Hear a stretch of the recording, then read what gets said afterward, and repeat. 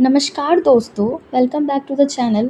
आज हम बात करेंगे इंडियन कॉन्स्टिट्यूशन के प्रियम्बल के बारे में। प्रियम्बल को सोल ऑफ द कॉन्स्टिट्यूशन भी कहा जाता है और बिलीव मी, अगर आप प्रियम्बल को डीपली समझ लेते हो तो पूरा कॉन्स्टिट्यूशन समझना आसान हो जाएगा आपके लिए।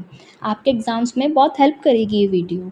इस वीडियो में हम कवर करने वाले हैं प्रियम्बल की हिस्ट्री, इसका मीनिंग, हर वर्ड का significance, important amendments, supreme court का जजमेंट और इसका प्रेजेंट डे का इंपॉर्टेंस।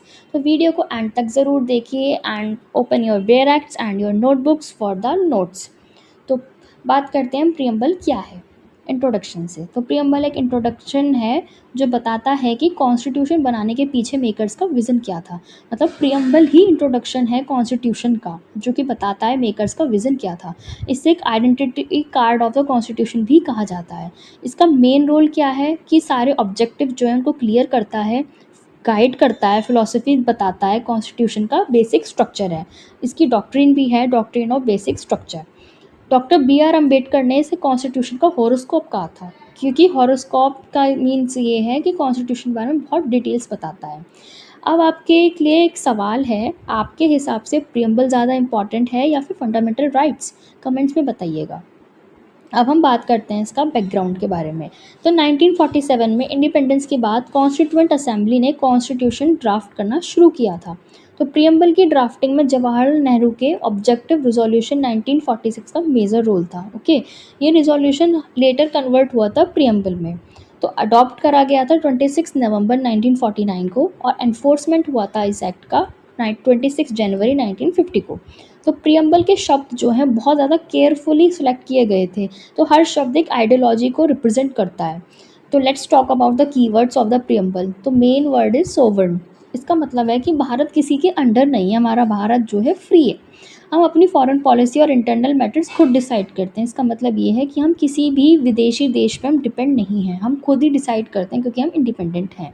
तो हमारा जैसे हम जो भी फॉरेन पॉलिसी होती है हम उसे खुद से डिसाइड करते हैं, जैसे कि non alignment policy, nuclear policy और independent diplomacy. Next keyword is socialist. तो ये ओरिजिनली एक्सप्लिसिट नहीं था, 1976 के 42 सेकेंड अमेंडमेंट के बाद ऐड किया गया था। यानी कि रिसोर्सेज और वेल्थ का फेयर डिस्ट्रीब्यूशन हो, यानी कि जितनी रिसोर्सेज है उतना और वेल्थ जितना है सब में बराबर के हिस्से में बांटा जाए। तो इंडिया का सोशलिज्म मतलब ये है कि हमारा डेमोक्रेटिक सोशलिज्म है, यानी कि हमारा प्राइवेट सेक्टर है और स्टेट वेलफेयर दोनों है। तो इस वजह से हमारी रिसोर्सेज और वेल्थ दोनों डिस्ट्रीब्यूटेड है। ओके, थर्ड पार्ट करते हैं हम सेक्युलर की। तो ये ऐड हुआ था 42 सेकेंड अमेंडमेंट में। इसका मतलब ये स्टेट का अपना कोई धर्म नहीं होगा, सबको इक्वली रिस्पेक्ट दिया जाएगा। यानी हमारे यहाँ पे इंडिया में वैसे भी ना हर स्टेट में अलग अलग रिलीजन को फॉलो किया जाता है, ठीक है। तो ये हमारा ये है right to religion under article 25 to 28 in constitution act, ठीक है। Fourth is democratic. तो पावर लोगों के हाथ में है, यानी कि डायरेक्ट डेमोक्रेसी का एलिमेंट्स है इलेक्शन। हम वोटिंग करते हैं, इलेक्शंस होते हैं, है ना, डायरेक्ट इलेक्शंस होते हैं, ठीक है। लोगों के हाथ में मतलब पीपल्स के हाथ में, ना कि गवर्नमेंट के हाथ में। इनडायरेक्ट डेमोक्रेसी जो है लोकसभा है, स्टेट असेंबलीज है, ठीक है। फिफ्थ एलिमेंट की बात करते हैं हम, रिपब्लिक। रिपब्लिक का मतलब होता है हेड ऑफ स्टेट इलेक्टेड होना, जिसके बाद इनहेरिटेड मोनार्की नहीं होगी। यानी कि हमारे इंडिया में जो राष्ट्रपति है वो इलेक्टेड करा जाता है, ना कि हेरिडेटरी, ठीक है। अब हम बात करते हैं आइडियल्स की। प्रियम्बल के 4 आइडियल्स हैं या फिर 4 मेन इंपॉर्टेंट रोल कह लीजिए, है ना। तो फर्स्ट इज जस्टिस, ठीक है। तो जस्टिस क्या है? Social, economic, political. यानी रिजर्वेशन पॉलिसीज़ हो गई, इक्वल पे हो गया, राइट टू वोट हो गया। तो यानी ये हमारे को ये जस्टिस प्रोवाइड करता है, सोशली प्रोवाइड करता है, इकोनॉमिकली प्रोवाइड करता है एंड पॉलिटिकली भी प्रोवाइड करता है। जैसे कि रिजर्वेशन हो गया पॉलिसीज़ में, है ना, और इक्वल पे देना, जो भी वर्कर्स हैं उनको इक्वली पे करना, ठीक है। राइट टू वोट, हर किसी का राइट है वोट करने का after at the age of attainment of 18 years old, ठीक है। अब बात करते हैं हम सेकंड की, लिबर्टी। तो वो है thought, expressions, belief, faith, worship. यानी कि फंडामेंटल राइट से इंक्लूडेड है लिबर्टी, राइट टू लिबर्टी, है ना, एक दूसरे को सही तरह से जीने देना, ठीक है। आर्टिकल 19, 21, 25 में बात करता है। Now let's talk about third element, that is equality. तो ये बात करता है मैं स्टेटस, अपॉर्चुनिटी, हर किसी चीज़ में इक्वल अपॉर्चुनिटी मिलना, इक्वल स्टेटस देना, जैसे कि abolition of untouchability, equality before law, article 14। यानी जो अनटचेबिलिटी का एंशिएंट टाइम्स में बहुत अनटचेबिलिटी का था कि मतलब ये लो कास्ट एंड हाई कास्ट है ना, तो उस चीज़ में अब इक्वालिटी आ चुकी है कि सब अब इक्वल हैं, कोई अनटचेबिलिटी का कॉन्सेप्ट नहीं है हमारे इंडिया में। Now next is fraternity. तो ये बात करता है assuring dignity of individual unity and integrity of the nation. मतलब हर एक इंडिविजुअल पर्सन की खुद की यूनिटी है, खुद की इंटीग्रिटी है नेशन के अंदर, यानी कि इंडिया की डाइवर्सिटी के बावजूद एकता का प्रॉमिस है। ठीक है, अब आप बताइए जस्टिस, लिबर्टी, इक्वालिटी, फ्रेटर्निटी में से आपको सबसे पावरफुल शब्द कौन सा लगता है? ठीक है, अब बात करते हैं अमेंडमेंट्स की कि इसके अमेंडमेंट्स क्या हैं।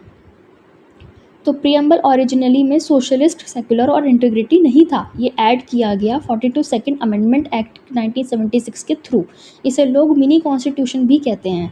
सुप्रीम कोर्ट ने क्लैरिफाई किया था प्रियम्बल पार्ट ऑफ कॉन्स्टिट्यूशन है और अमेंड किया जा सकता है, लेकिन बेसिक स्ट्रक्चर वायलेट नहीं होना चाहिए। ठीक है, इसका मतलब ये है कि अमेंडमेंट हो सकते हैं लेकिन जो बेसिक स्ट्रक्चर है वो वायलेशन नहीं होना चाहिए। अब हम बात करते हैं इंपॉर्टेंट सुप्रीम कोर्ट के केसेस के बारे में। तो जो बेरूबरी केसेस था 1960, ओके, उसमें बोला था कि प्रियम्बल जो है पार्ट नहीं है कॉन्स्टिट्यूशन का।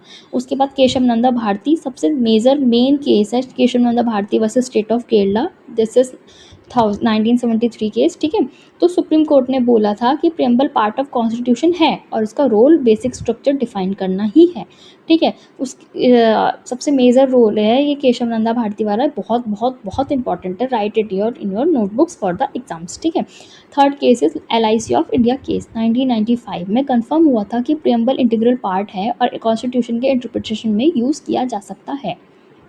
अब हम बात करते हैं आज की, प्रेजेंट डे की। ठीक है, तो प्रियम्बल आज भी हर डिबेट में, हर कोर्ट के जजमेंट में एक गाइडिंग प्रिंसिपल है। डेमोक्रेसी की चैलेंजेस के समय प्रियम्बल हमें डायरेक्शन देता है। ठीक है, जैसे सेक्युलरिज्म को डिबेट्स जो होती हैं उनको डायरेक्ट करता है, liberty and freedom of speech को, डिस्कशन जो होते हैं उनको डायरेक्ट करता है, जेंडर इश्यूज़ में इक्वलिटी लाता है तो वो कॉन्स्टिट्यूशन में प्रियम्बल ही लाता है। ये सिर्फ एक लीगल टेक्स्ट नहीं है बल्कि एक मॉरल कंपास है भारत के लिए। ठीक है, तो दोस्तों ये था इंडियन कॉन्स्टिट्यूशन के प्रियम्बल का कंप्लीट बैकग्राउंड।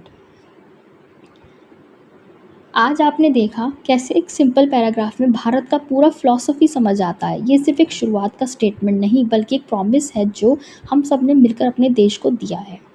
अगर आपको ये वीडियो पसंद आई हो तो लाइक और शेयर ज़रूर करिए, कमेंट्स में लिखिए प्रियम्बल का कौन सा वर्ड आपको सबसे ज़्यादा इंस्पायर करता है, और अगर आप नए हो चैनल पे तो सब्सक्राइब ज़रूर करें क्योंकि नेक्स्ट वीडियो में हम फंडामेंटल राइट्स को डिटेल में समझेंगे। Thank you so much.